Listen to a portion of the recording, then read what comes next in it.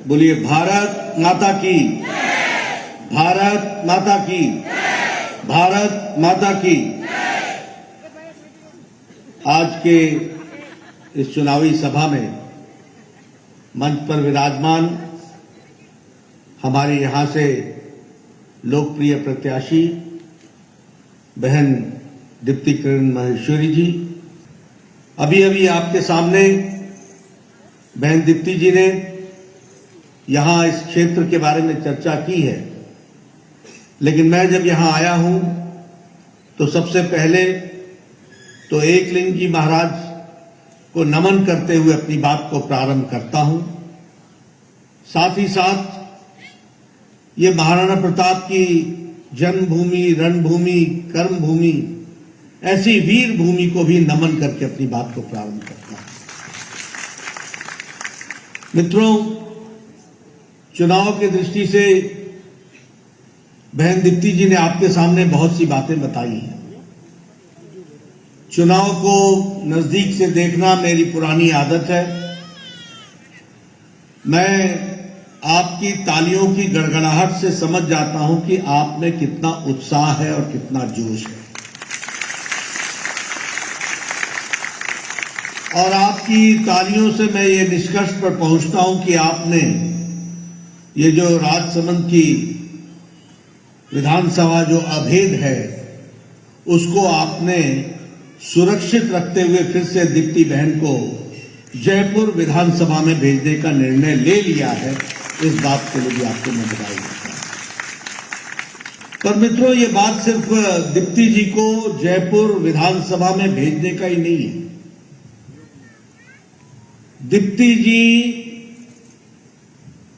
राजस्थान के मान सम्मान को लौटाने का और राजस्थान के गौरव को फिर से स्थापित करने का माध्यम है। इस बात को हमको समझना चाहिए। जो गहलोत सरकार ने, जिसकी नीयत में हमेशा खोट रहा, उसने राजस्थान के गौरव को बहुत गहरी चोट पहुंचाई है। उस चोट का बदला लेने का मौका 25 तारीख होगा और नतीजा 3 तारीख को निकलेगा। आपका उसमें सहयोग मिलेगा, ऐसा मेरा विश्वास है। मित्रों, राजस्थान जो वीरों की भूमि, संतों की भूमि, अध्यात्म की भूमि, पगड़ी की लाज रखने वाली भूमि, इसको गहलोत सरकार ने 5 साल में ग्रहण लगा दिया। ये राजस्थान को ग्रहण लग गया। और ग्रहण कैसा लगा? जो राजस्थान संस्कारों के लिए जाना जाता था, जो राजस्थान वीरों के लिए जाना जाता था, वह राजस्थान ग्रहण से ग्रसित हो गया। और उस ग्रहण से निकलने का रास्ता 25 तारीख को कमल के बटन को दबाकर 3 तारीख को ग्रहण से निकलना, यह हमारी जिम्मेदारी है। और मैं कहने के लिए नहीं कह रहा हूं, आज राजस्थान भ्रष्टाचार में नंबर 1 पर खड़ा है। आज राजस्थान महिलाओं के उत्पीड़न में नंबर 1 पर खड़ा है। आज राजस्थान किसानों के साथ तिरस्कार करने पर नंबर 1 पर खड़ा है। आज राजस्थान पिछड़ों पर अत्याचार करने पर नंबर 1 पर खड़ा है।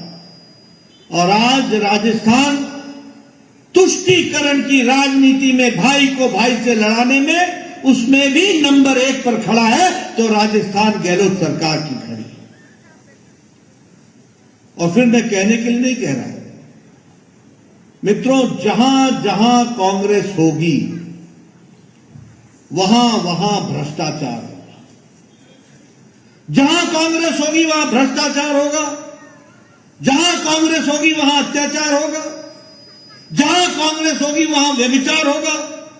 जहां कांग्रेस होगी वहां लूट होगी। जहां कांग्रेस होगी वहां गफलत होगी। जहां कांग्रेस होगी वहां घोटाला होगा। जहां कांग्रेस होगी वहां छलावा होगा। और फिर मैं कहने के लिए नहीं कह रहा हूं, उदाहरणों के साथ बताऊंगा।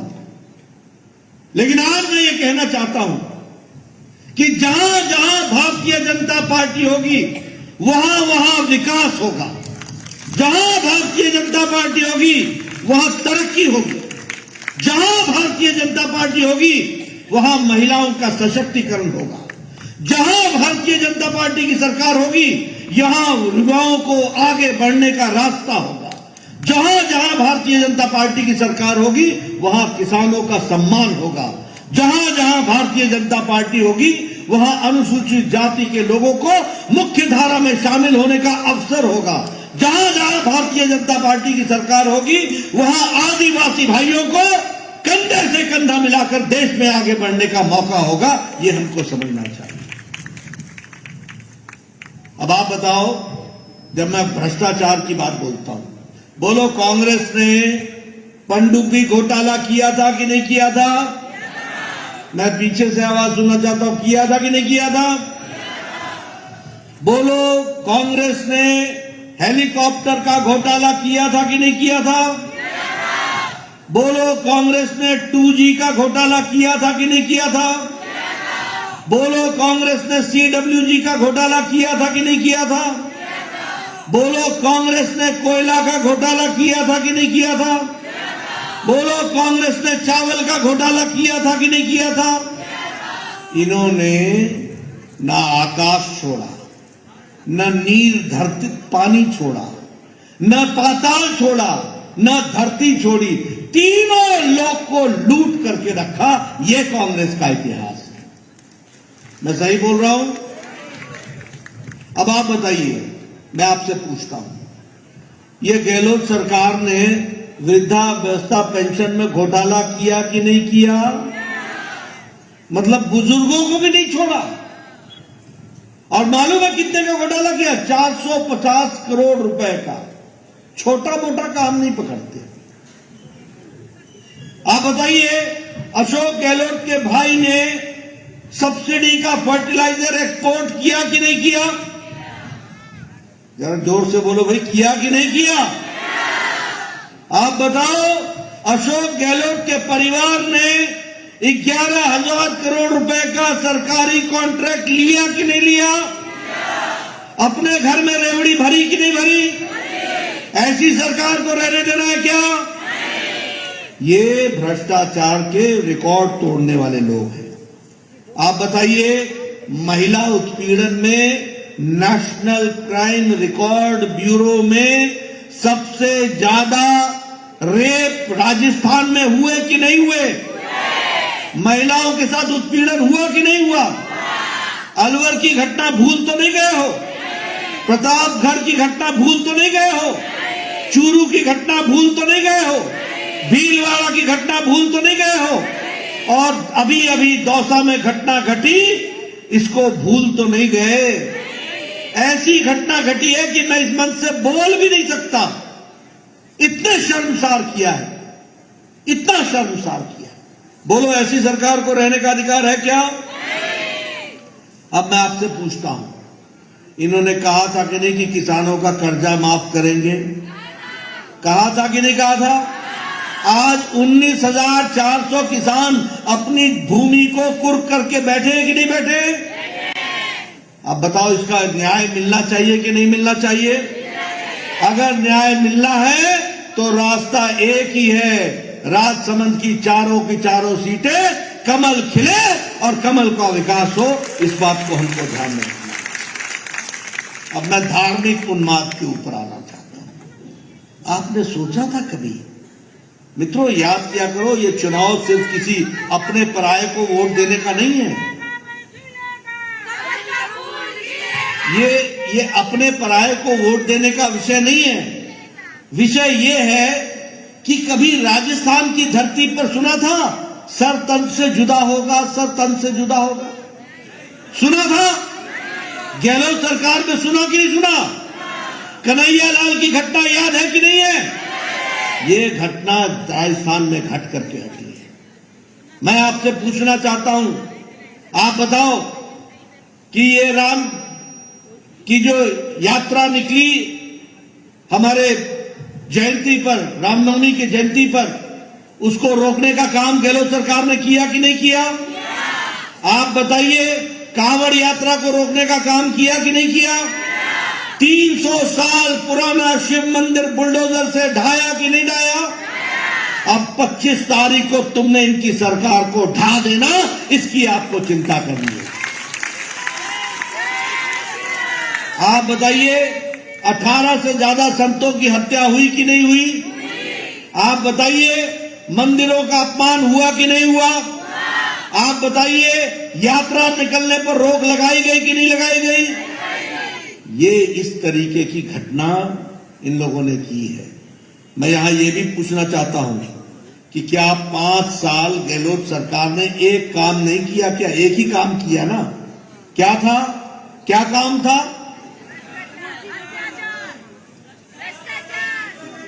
सरकार की कुर्सी को बचाना। कभी गहलोत, कभी सचिन, कभी सचिन, कभी गहलोत। अब इन दोनों को बोलो घर में आराम करे और कमल खिले और कमल की दृष्टि से आगे बढ़े।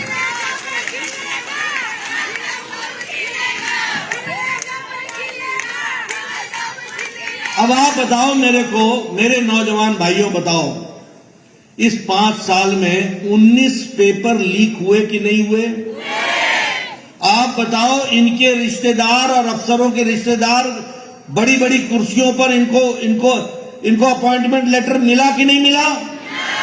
और पेपर लीक हुए, हर साल 3-3 पेपर लीक हुए। पटवारी की भर्ती का पेपर लीक हुआ कि नहीं हुआ? पुलिस भर्ती का पेपर लीक हुआ कि नहीं हुआ? आप बताओ, वन रक्षक की भर्ती का पेपर लीक हुआ कि नहीं हुआ? लाखों नौजवानों के साथ इन्होंने अन्याय किया कि नहीं किया? अगर इन्होंने अन्याय किया है तो 25 तारीख को तुमने न्याय कर देना, कमल का बटन दबा करके। इसकी आपको चिंता करनी है। मित्रों, मैं आपके सामने एक लंबी लिस्ट रख सकता हूं, लेकिन अभी तो आपको इनका भ्रष्टाचारी चेहरा, घपलेबाज चेहरा, लूट करने वाला चेहरा रखा है। लेकिन दूसरी ओर मैंने कहा कि बीजेपी है जहां विकास है। आप बताओ, 70 साल बाद राजसमंद में नैरो गेज से ब्रॉड गेज का काम शुरू हो गया कि नहीं हो गया? सड़कें बननी शुरू हो गई कि नहीं हो गई? मित्रों, जहां हम होंगे, जहां कमल होगा, वहां विकास होगा। आप बताइए, मोदी जी के राज में भारत आगे बढ़ा है कि नहीं बढ़ा है? बढ़ा है कि नहीं बढ़ा है?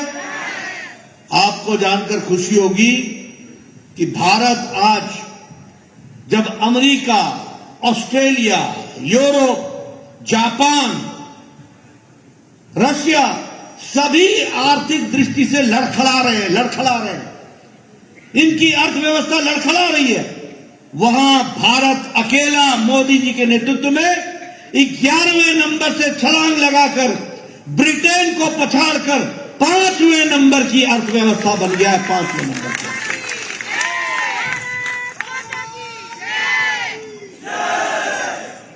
आपको जानकर के खुशी होगी कि इस दिवाली में व्हाइट ट्रांजैक्शन से सोने की खरीदी 50,000 करोड़ रुपए से ज्यादा की हुई।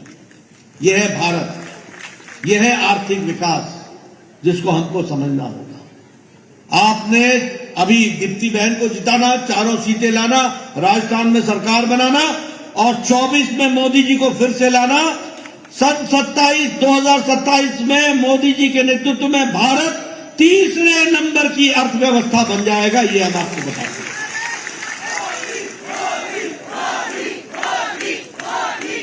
आज भारत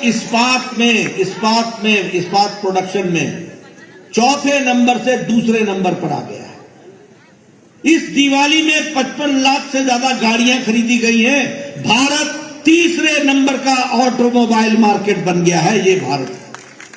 और 9 साल पहले जो आपके हाथों में मोबाइल होता था ना, उस पर लिखा होता था मेड इन चाइना, आज लिखा होता है मेड इन इंडिया। एप्पल के मोबाइल पर भी लिखा होता है मेड इन इंडिया। यह है भारत। 97% मोबाइल आज भारत बना रहा है।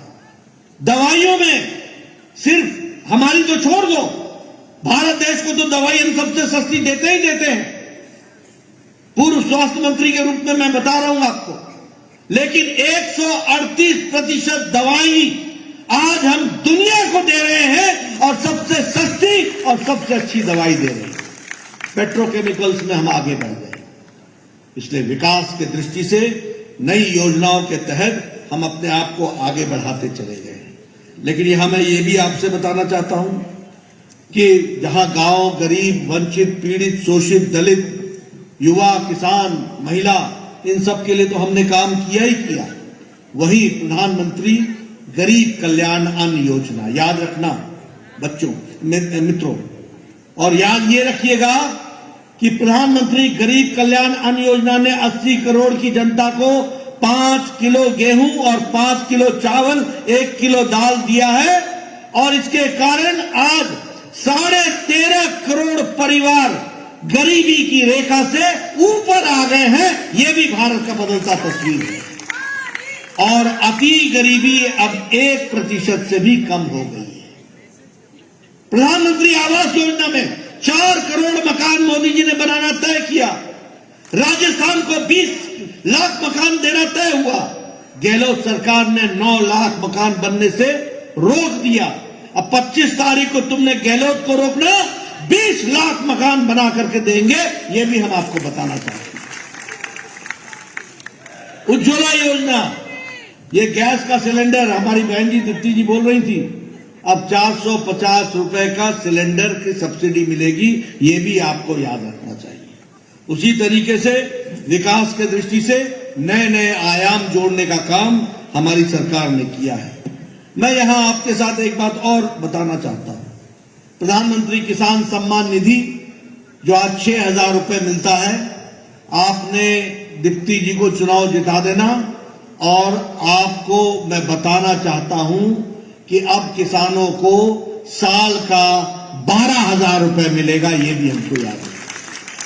उसी तरीके से गेहूं पर एमएसपी से ऊपर उनको 2,700 रुपए प्रति क्विंटल का बोनस मिलेगा, यह भी हम किसान भाई याद रखें। और जिन किसानों की जमीन गई है उनको कंपेंसेशन के द्वारा उनकी कंपेंसेशन पॉलिसी बनाई जाएगी और उनको भी हम न्याय देंगे। यहां मेरी माताएं बहनें बैठी हैं, मैं आपको बताना चाहता हूं, हमारी लाडो प्रोत्साहन योजना जो होगा, जब भी हमारे गरीब परिवार में कोई बच्ची पैदा होगी, उसी समय हमारी सरकार 2 लाख रुपए का बॉन्ड उसके नाम पर डाल देगी। जब वो 6ठी में पहुंचेगी तो 6,000 रुपए साल का मिलेगा। जब 8वीं में पहुंचेगी तो 8,000 रुपए उसको साल का मिलेगा।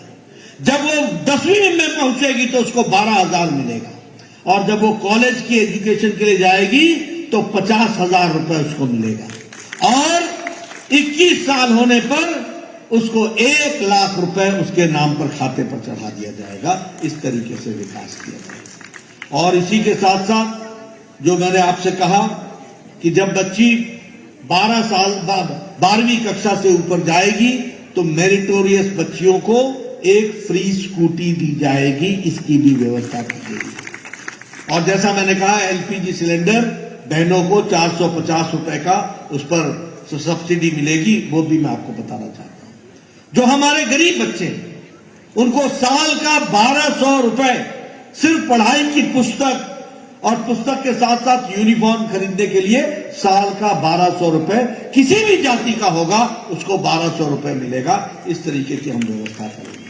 और एक बात मैं बताना चाहता हूं कि SIT स्पेशल इन्वेस्टिगेशन टीम, जिन लोगों ने जल जीवन मिशन में जेब भरी है, जिन लोगों ने फर्टिलाइजर में घोटाला किया है, जिन लोगों ने माइनिंग में घोटाला किया है, जिन लोगों ने भर्ती में घोटाला किया है, जिन लोगों ने हमारे मिड डे मील में घपला किया है, हम एक SIT बैठाएंगे, इन्वेस्टिगेशन करेंगे, और जो दोषी होगा उसको जेल की सीखों के पीछे डालेंगे। इस तरीके की हम व्यवस्था करेंगे। इसलिए मित्रों, यह चुनाव सिर्फ दीप्ति जी का नहीं है, यह 4 विधानसभा राजसमंद का नहीं है, यह चुनाव राजस्थान की अस्मिता को बचाकर और उसके गौरव को वापस लाने का है, और इसका अवसर 25 तारीख को आपको मिलने वाला है।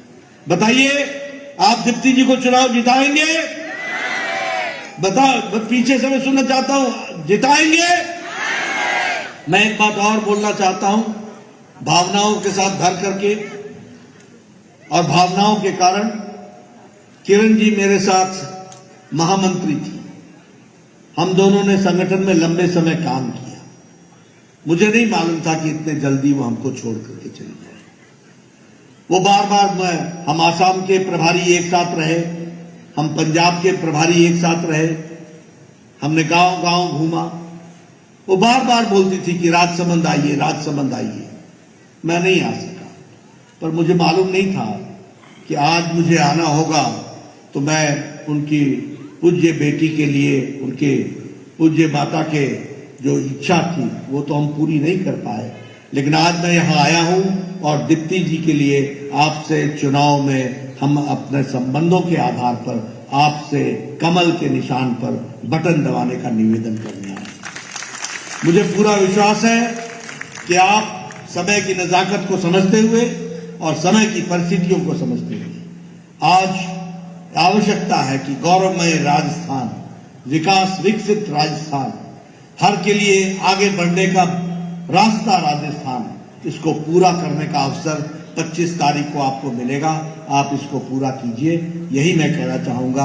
आपने मेरी बात सुनी, आपका बहुत बहुत धन्यवाद। जय भारत, जय Rajasthan. The Maruti Nandan grand, Nathdwara स्थित एकमात्र ultra luxurious 5 star hotel.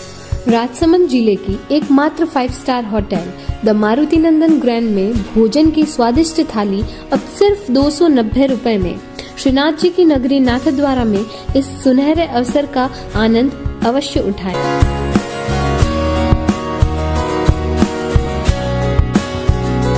Maruti नंदन ग्रैंड, थिंक नाथद्वारा, थिंक नंदन ग्रैंड।